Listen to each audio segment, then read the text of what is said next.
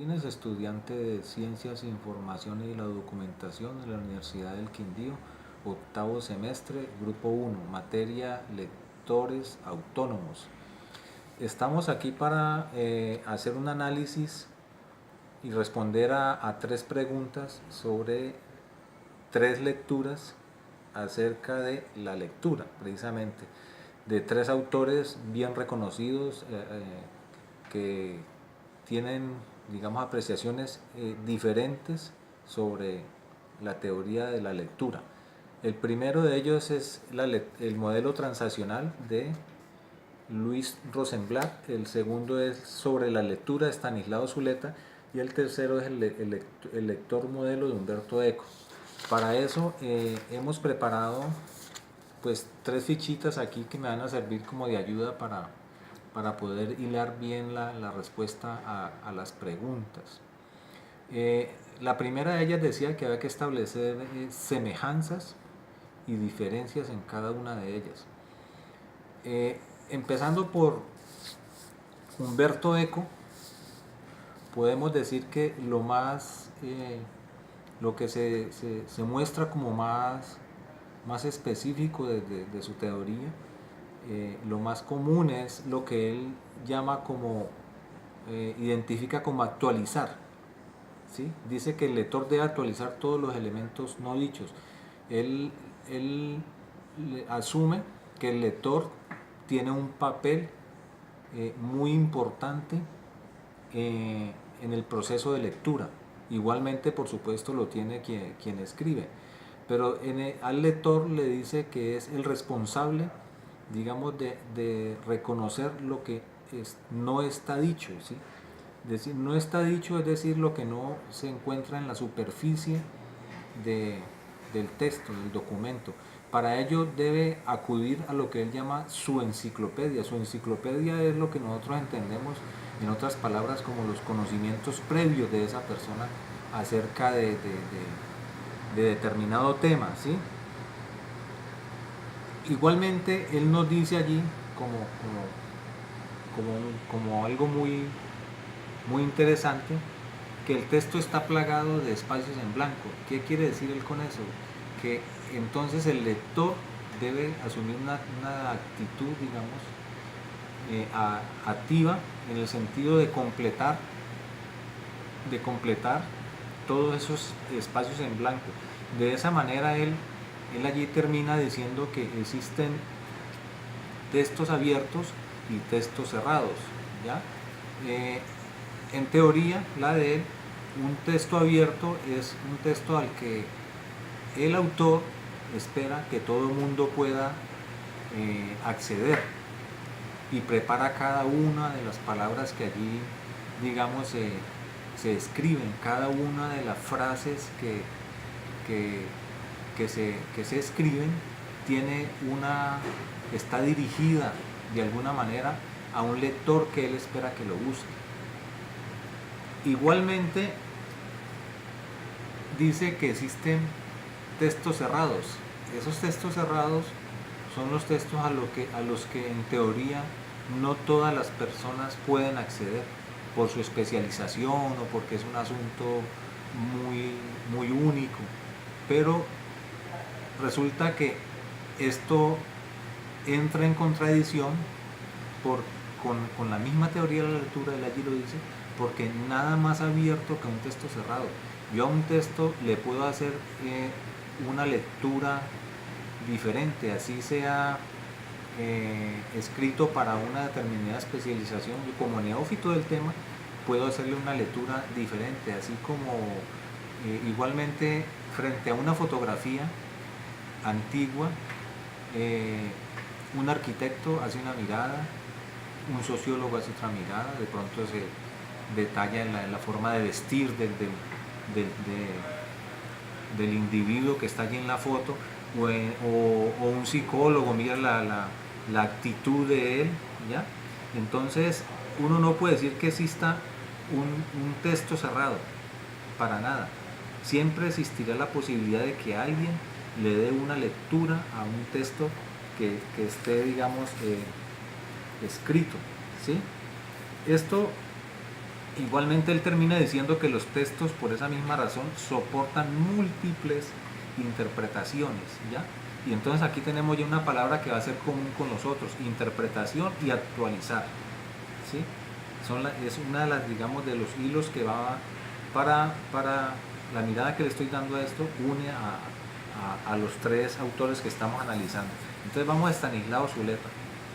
Estanislao Zuleta, que es un autor con el que sí he estado de pronto un poquito más familiarizado. Él dice que no existe un código común entre el escritor y el lector. Es decir, eso de que yo escribo para que éste me lea, no es cierto, ¿sí? Que en cambio, cuando nosotros tomamos un texto, lo que hacemos es darle una lectura que se corresponde con lo que yo ya traigo puesto de alguna manera, ¿sí? Es decir, no existe eso de que yo debo averiguar lo que el autor quiso decir. El autor es, el documento que el autor produce finalmente es ajeno al resultado de lo que él produjo. Y digamos, en ese sentido él recrea pues lo que es la lectura del mismo Quijote, que es una de las en las que más se puede hacer este ejercicio. Cualquiera puede decir, no, eso es un simple, y como se dijo durante muchos años, eso es un simple libro de caballería, de historia de caballería. Pero ahora nos hemos dado cuenta de que es un texto al que igualmente se pueden hacer todas las lecturas del mundo, y que de alguna manera pues Cervantes no era un tipo narrador de historias, de simple historia de caballería. No, lo que nos está diciendo es, Cervantes sí construyó un texto bien elaborado, con mucho humor, al que en este momento, a tantos años de ser escrito, nosotros accedemos a él sin que allí exista, digamos, una limitación, a pesar de que él pueda traer su propio código, como lo dice finalmente Zuleta, ¿sí? Pero debemos hacer el ejercicio supremo, ¿ya? de mirar qué es toda esa clase de relaciones que finalmente se establecen allí en ese texto. Por esa misma razón él dice que no existe una lectura objetiva, neutral o inocente, ¿sí? Es decir, toda lectura es una interpretación. Como estudiante de Silva, por lo menos, y a estas alturas de la vida yo me encuentro otra vez con el Quijote, que ya alguna vez lo he leído, la mirada será otra, ¿sí? Y si es para atender un trabajo de esta naturaleza, la mirada será otra, distinto a que si la lectura que hago de él es libre, sin obedecer a un compromiso, digamos, académico, sino que si en mi vida decido nuevamente leer al Quijote, por lo menos, la interpretación que le daré a él será muy, muy diferente, que tendrá puestas todas las historias, todas las otras lecturas que he hecho, todo lo que he vivido antes de volver a leer nuevamente el Quijote. Y él, por ejemplo, tiene una teoría muy interesante que lo lleva a uno a pensar en los múltiples sentidos que tiene un texto y la relación que tienen con la vida de uno, sobre todo un libro que uno ya ha leído. Aparentemente uno ya lo dejó, ya se fue de uno, pero cuando el texto ha sido muy significativo para uno, es normal que sin pensar vamos a la biblioteca, le echemos mano a ese libro y terminemos leyendo un capítulo.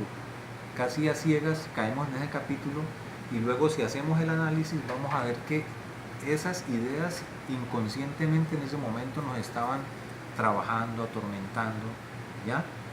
Lo que quiere decir que quedamos, digamos, de alguna manera conectados con esa lectura, y que no fue ningún acto, digamos, en teoría, pues de libre albedrío, simplemente ir a tomar un texto o una lectura. Esto entonces nos lleva aquí otra vez a encontrar como las similitudes entre Umberto Eco y Zuleta. Hablan de interpretación, los dos hablan de interpretación. Eco dice actualizar, Zuleta dice interpretar. Lo de Zuleta obviamente es de pronto más profundo. Cuando él dice interpretar, él habla casi de meterse dentro del texto, ser parte del texto, ¿ya? Para poder entender la cosa, ¿ya? Así mismo como cuando por lo menos si vamos a leer la Metamorfosis de Kafka, en esa primera escena cuando este ciudadano se encuentra transformado en ese insecto, si nosotros somos funcionarios públicos y de alguna manera padecemos esa crisis existencial y nos topamos con este primer capítulo, obviamente vamos a quedar subyugados, seducidos. Otra cosa importante de Zuleta que debemos rescatar aquí, que me interesa rescatar, es que no existe una escalera para acceder a determinados autores o lecturas, porque hace carrera dentro de las teorías de que para leer a este primero tengo que haber leído a aquel o al otro. Zuleta dice que no, que simplemente basta con meterse y que uno va descubriendo el lenguaje en el que está escrito, que es, digamos, está hecho de todo lo que uno está hecho, ¿sí? Es decir, no hay que detenerse en incomprensiones. Si hay una parte, un capítulo, algo que yo no entiendo, se debe seguir, ¿sí? Y sobre todo, la diferencia, una diferencia que de una vez recalco aquí entre Eco y Zuleta, es que dice que uno debe leer a la luz de un problema. Cuando uno lee a la luz de un problema y de una pregunta que ha formulado ese problema, todo se va dando. Es decir, ya no necesito, digamos, tener saberes especiales, sino que la pregunta misma es la que me está haciendo mover, la que me hace buscar, la que me mete dentro del texto y sigo buscando y llego a ser hasta parte del texto, ¿sí?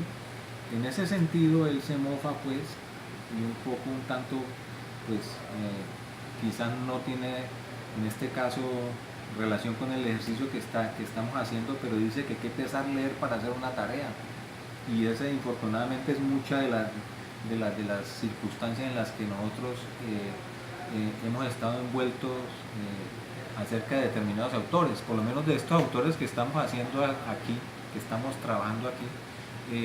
Zuleta yo lo he leído, Umberto Eco lo he leído, pero el caso de Luis Rosenblatt, de la escritora Luis Rosenblatt, sí, en este caso con tristeza reconozco que lo hago porque pues, se trata de una tarea, pero ha sido un gran descubrimiento, ¿sí? Ha sido un gran descubrimiento.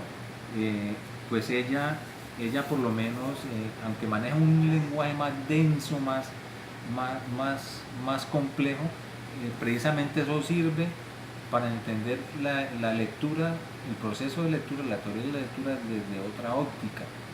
Ella habla de transacción, ¿sí? Es decir, eso es para ella una transacción, es decir, cuando ella se refiere a transacción, yo asimilo que son los mismos conceptos de interpretación y de actualizar con los que está, digamos, están hablándonos estos otros dos autores, ¿sí? Entonces, ella por lo menos dice que cada lectura de una obra literaria es única, coincide con lo que habíamos dicho de Zuleta acerca del Quijote en ese caso, y yo lo he vivido por lo menos con la relectura. Cuando se hace una relectura, que es, digamos, aquí en el caso que es tenido como uno de los derechos de Daniel Pena, en la relectura usted se da cuenta de que encuentras siempre algo diferente. Allí estamos diciendo, precisamente estamos descubriendo que entre ese tiempo de la anterior lectura y esta ocurrió algo en mi vida. Llegaron nuevos conceptos, o se enriqueció mi enciclopedia de la que habla Humberto Eco, ¿cierto? Entonces, en ese sentido de que toda lectura es única, encaja perfectamente lo que dice aquí Luis Rosenblatt. Por esta misma razón, una palabra puede tener múltiples sentidos según cada contexto, según su historia individual. Esto es lo que de alguna manera acabamos de decir. Esto se mira en esas lecturas. Entonces, en Rosenblatt reconozco, ¿sí? Con una, claro, mayor profundidad, es decir, la forma de escribir ella es más, digamos, detallada, específica, su óptica es muy precisa acerca de la lectura, es casi que a veces se pone difícil de leer, pero uno va encontrando ya términos que precisamente este ejercicio le ayuda a uno a integrar y a familiarizarse, como por lo menos cuando ella dice que entonces uno lee desde allí, desde toda esa historia personal. En eso consiste lo transaccional, es precisamente lo que acabamos de mirar digamos, en Zuleta, en Eco y en ella, ¿ya? Esto, digamos, hasta aquí es como hemos mirado a su vez, más que todo, pues similitudes, diferencias. La verdad que el ejercicio de establecer diferencias no fue fácil, pero por lo menos en ECO encontramos que ellos dice que una cadena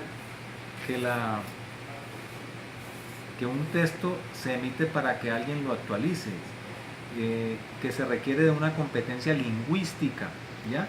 Esto aquí por lo menos entraría en conocimiento de los códigos. Aquí entraría en contradicción un poco con lo que dice Zuleta, de que no se requiere ninguna competencia para uno leer, simplemente el deseo de leer o leer a la luz de un problema, ¿sí? Esto sería como una diferencia. Y también dice que habla de un lector modelo para el que se escribe, ¿ya? Lo que digamos en Zuleta no se corresponde, y precisamente aquí dice que siempre se lee desde alguna perspectiva, desde alguna parte, y se puede leer a la luz de una pregunta que recoja todo el problema de nuestra vida. Esa será siempre una pregunta abierta, ¿sí? O sea, leerla a la luz de un problema. Ello explica lo que sucede cuando se toma un libro al azar. Eso ya lo habíamos mirado allí. Entonces, esas son como las diferencias que pude percibir, ¿sí? Sin duda pueden ser otras, muchas más, pero esas son las que pude percibir en el ejercicio. Y finalmente, se pide que del video, de la lectura como acogida, digamos, se mire que tiene relación con lo visto en la unidad. La lectura como refugio, como lugar para habitar el mundo, se corresponde con lo que acabamos de decir, ¿sí? Es decir, cuando acude un libro a la luz de un problema, este se vuelve casualmente como un refugio, ¿sí? Pero no es un refugio para esconderme, es un refugio donde yo vivo y vivo bien. Él lo hace a través de los cuentos que le leemos a los niños, y sobre todo todo el discurso lo arma desde esa perspectiva, desde los cuentos que le leemos a los niños. Y por lo menos